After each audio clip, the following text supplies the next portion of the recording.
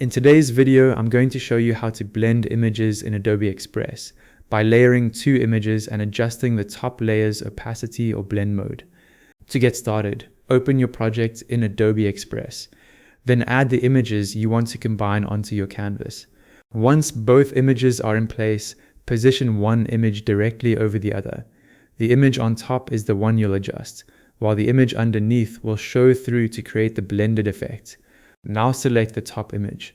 In the left panel, find and click opacity. This is where you can control how transparent the selected image appears. Quick side note, if you want more straightforward Adobe Express tutorials, subscribe to Ecom Control. At the top of the opacity panel, use the opacity slider and drag it to the left. Lowering the opacity makes the top image more transparent, allowing more of the image underneath to peek through. You can also use the blend options in this panel. Try multiply for a darker, more layered look, or choose screen to create a lighter blended effect. The best option depends on the colors and lighting in the images you're using. Finally, adjust the position, size, and opacity of the top image as needed until both images blend together the way you want. And that's it. You've successfully blended images in Adobe Express.